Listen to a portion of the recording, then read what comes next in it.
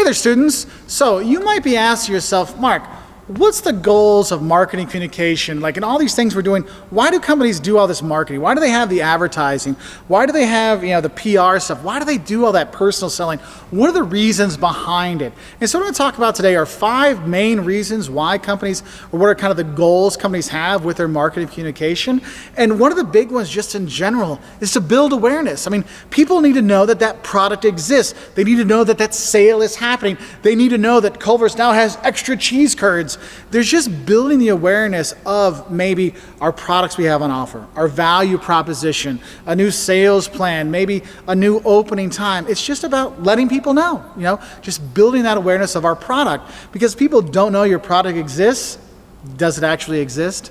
No, because no one's coming to buy it because they don't know about it. So that's the first thing, building awareness. Second thing you might see, and you see this a lot in PR, public relations, is building a positive image for your brand, for your service, for your product. Because you think about it, firms go out of their way to really build like a positive, healthy image of their product or of their company because they know that people usually don't want to buy stuff from the bad guys. I mean, think about it. When the good guy wins in the end, you're like, yay! But if the bad guy wins, you like walk out of the movie, oh, Thanos won. Oh man. No, you have those kind of things. And so what we're trying to do with our marketing communication is to build that positive image. So that's why we might train our sales staff to be more friendly, to be more helpful, figure out what customers really need so they can have a better experience. So it's like, wow, they really cared about what I wanted to buy. That's why you go to Best Buy. You walk in like, hey, how can I help you? What are you looking for? Let me help you. And they try to figure out what product works best for you because it builds a positive image in your mind that, wow, they're trying to help me make the right purchase. That's really cool, okay?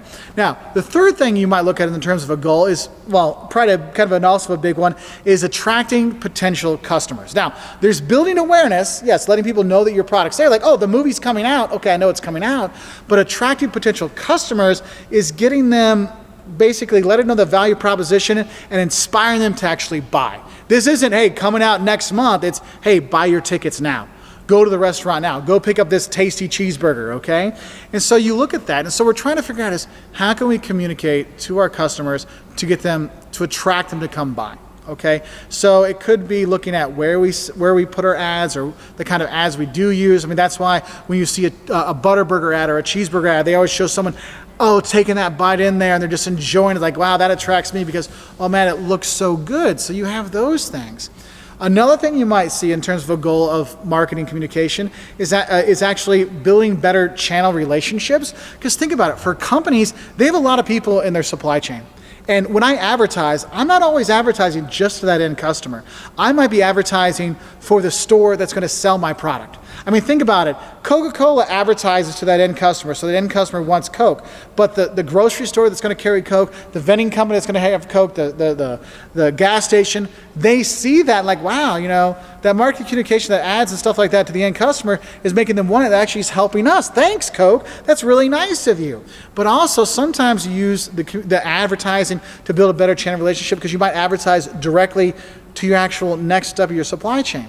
So it might be that Coke will advertise their stuff or sales or whatever to a gas station chain, things like that. So you can do it that way as well, okay? Because the thing is, we want to make sure we're sharing information with our supply chain so everybody knows. So if we're going to have a sale, we let everyone in the supply chain know so they can plan accordingly. So the gas station can have more space for that extra, special on Coke, and the grocery store can have a special for Coke, and the advertising team can know these things. So you want to make sure you're doing that to build better channel relationships.